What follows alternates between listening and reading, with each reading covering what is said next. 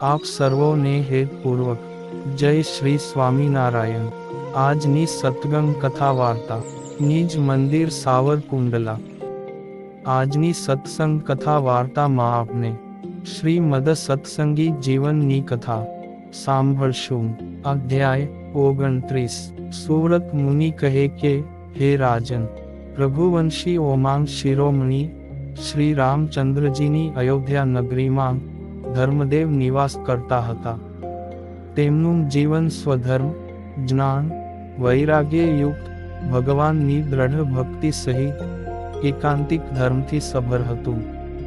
તેઓ અનેક ઉત્તમ સદ્ગુણોથી સંપન્ન હતા, તેથી સર્વજનોમાં આદરણીય બનેલા।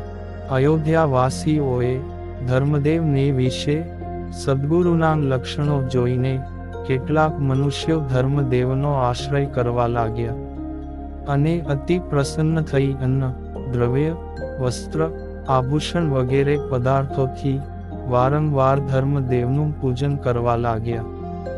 જે મનુષ્યો ધર્મદેવનો આશ્રય કરતા તે સર્વેને ધર્મદેવ શ્રી કૃષ્ણના અષ્ટાક્ષર મંત્રનો ઉપદેશ કરતા તથા પોતાના ગુરુ શ્રી રામાનંદ સ્વામીના મુખ થકી શ્રવણ કરેલા તેમજ પાલન કરવા યોગ્ય સમગ્ર ધર્મનો અધિકાર પ્રમાણે ઉપદેશ કરતા હતા। હે રાજન, તે પુરુષો ધર્મદેવે ઉપદેશ કરેલા ધર્મ પ્રમાણે દ્રઢપણે વર્તતા થકા રાધિકાપતિ શ્રી કૃષ્ણની જ્ઞાન, વૈરાગ્ય ને ધર્મ સહિત અનન્ય ભક્તિ કરતા હતા। ધર્મદેવના સમાગમથી સુરાપાન કરનારા મનુષ્યો સુરાનો ત્યાગ કરતા, માંસ ખાનારા માંસનો ત્યાગ કરતા, તેમજ દેવ સંબંધી તેમજ પિતૃ સંબંધી કર્મમાં પણ માંસના સર્વ પ્રકારના સંસર્ગનો તત્કાળ ત્યાગ કરી દેતા હતા। ધર્મદેવના આશ્રિત ગૃહસ્થ ભક્તજનોને ત્યાં શ્રી વિષ્ણુ યાગાદિક જે કોઈ પણ યજ્ઞો થતા તેમાં હિંસા રહિત જવ, ડાંગર, દૂધ, સાકર વગેરે વિશુદ્ધ સાત્વિકૃત દ્રવ્યોનો જ હોમ થતો હતો। હે રાજન, ધર્મદેવનો આશ્રય કરનારા અગ્નિહોત્રી વિપ્રો પણ યજ્ઞમાં ક્યારેય સોમ યાગાદિ યજ્ઞમાં પશુનો વધ કરતા નહીં અને સૌત્રામણી યજ્ઞમાં પણ સુરાપાન વિહિત હોવા છતાં સુરાપાન કરતા નહીં। ત્યાર પછી હજારો સ્ત્રીઓ પોતાનો આશ્રય કરવા ઈચ્છતી હોવાથી બુદ્ધિમાન ધર્મદેવ ભાવિ શિષ્ય પરંપરાનું હિત થાય તેવો વિચાર કરવા લાગ્યા કે આ લોકમાં શ્રેષ્ઠ પુરુષો જે કાની શુભ કે અશુભ કર્મનું આચરણ કરે તે સમગ્ર કર્મનું અનુકરણ તેનો આશ્રિત વર્ગ કે અન્ય લોકો પણ કરતા હોય છે। માટે શ્રેષ્ઠ પુરુષોએ ખૂબ જ વિચારીને કાર્ય કરવું જોઈએ।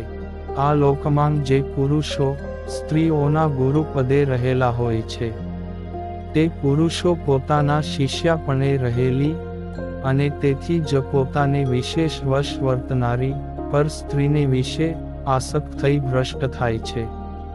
તે માટે કોઈ પણ મુમુક્ષુ કે મુક્ત પુરુષોને પણ પર સ્ત્રીનો પ્રસંગ ક્યારેય કરવો જોઈએ નહીં અને નાગણીની જેમ પર સ્ત્રીઓથી ભય પામવો। તેમાં પણ સમાજના ગુરુપદે બેઠેલા પુરુષે તો વિશેષપણે ભય રાખવો જોઈએ।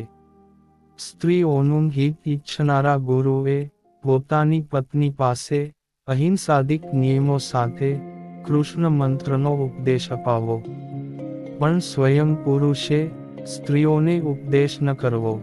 સમીપ સંબંધ વિનાની સ્ત્રી સિવાયની અન્ય સ્ત્રીઓને ગુરુઓએ ક્યારેય પણ દ્રષ્ટિ માંડીને જોવી નહીં, તેમજ તેનો સ્પર્શ ન કરવો, તેમની સાથે ક્યારેય બોલવું નહીં। ગુરુપદને શોભાવતા પુરુષોનો આ જ શ્રેષ્ઠ શાસ્ત્રોક્ત ધર્મ છે અને મારો પણ આ જ મત છે। હે રાજન, આમ વિચાર કરીને ધર્મદેવે શરણાગત સ્ત્રીઓને ભક્તિ દેવી દ્વારા શ્રી કૃષ્ણના શરણાગત મંત્રનો ને સધવા વિધવા સ્ત્રીઓના ધર્મોનો ઉપદેશ કરાવ્યો। આ લોકમાં ભક્તિ દેવીનો આશ્રય કરનાર જે કોઈ સ્ત્રીઓ કોઈ પતિમાંગ નિષ્ઠાવાળી હતી તથા કોઈ કોલટા સમાન હતી. તે પણ ભગવાન શ્રી હરિના પ્રતાપથી પતિવ્રતા ધર્મથી યુક્ત સ્ત્રીઓમાં પણ શ્રેષ્ઠપણે પ્રસિદ્ધિ પામી. હે રાજન, અયોધ્યામાં કુટુંબીજનો સાથે નિવાસ કરતા ધર્મદેવ પ્રતિદિન સ્નાન સંધ્યાદિક કર્મનું આચરણ કરતા થકા ભગવાન શ્રી કૃષ્ણનું મહારાજોપચારથી પૂજન કરતા હતા. એ શકર્મ એટલે સ્નાન, સંધ્યા, જપ, પૂજન, વૈષ્ણદેવ અને આતિથ્ય સત્કાર. ધર્મદેવ પ્રતિદિન શ્રી કૃષ્ણ પરમાત્માને ઉત્તમ નૈવેદ્ય નિવેદિત કરતા તથા તેમની મહાનિરાજન આરતી ઉતારતા હતા. તેમજ ધર્મદેવ ભગવાન શ્રી કૃષ્ણના પ્રાગટ્યની જન્માષ્ટમી, એકાદશી વગેરે મુખ્ય તિથિઓના વ્રતનું અનુષ્ઠાન કરતા અને તે વ્રત નિમિત્તે રાત્રે જાગરણ કરીને પરમાત્માનું પૂજન કરતા હતા. હે રાજન, તેવી જ રીતે ધર્મદેવ ભગવાન શ્રી કૃષ્ણના અન્નકૂટ આદિ મોટા વાર્ષિક ઉત્સવો પણ કોઈ મોટા રાજા જેમ અનેક પ્રકારની સામગ્રીઓથી ઉજવે તેમ ઉજવતા હતા. હે રાજન, તેવી જ રીતે દર વર્ષે ભાદરવા સુધી ચતુર્થીના દિવસે મધ્યાહન સમયે વિધિપૂર્વક ગણપતિજીનું પૂજન કરતા અને તે જ રીતે આસો મહિનાના વદ પક્ષની ચૌદશના દિવસે કુલદેવ શ્રી હનુમાનજીના પૂજનનો વિધિ પ્રમાણે મહોત્સવ ઉજવતા હતા. તેવી જ રીતે ધર્મદેવ અપરાહ્ન એટલે બપોર પછીના સમયે સંતોના સ્વામી શ્રી કૃષ્ણ પરમાત્માના અવતાર ચરિત્રોની કથા પોતાના શિષ્ય મંડળને સંભળાવતા હતા. બુદ્ધિમાન ધર્મદેવ પ્રતિદિન શ્રીમદ ભાગવત આદિ સત્શાસ્ત્રોનું અધ્યયન અને તેના રહસ્યનું ચિંતવન પોતાને સમય મળે તે રીતે કરતા હતા.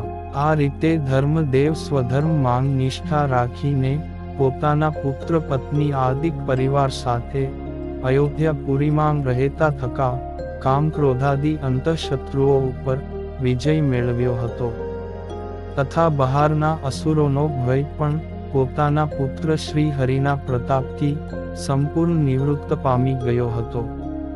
તેથી સંપૂર્ણ સ્વસ્થ ચિત્તે વર્તતા હતા અને આ પૃથ્વી પર રહેલા પોતાના આશ્રિત ભક્તજનોને સદ્ધર્મ સહિત ભક્તિ સભર સન્માર્ગરૂપ ઉદ્ધવ સંપ્રદાયમાં સારી રીતે વર્તાવી રહ્યા હતા.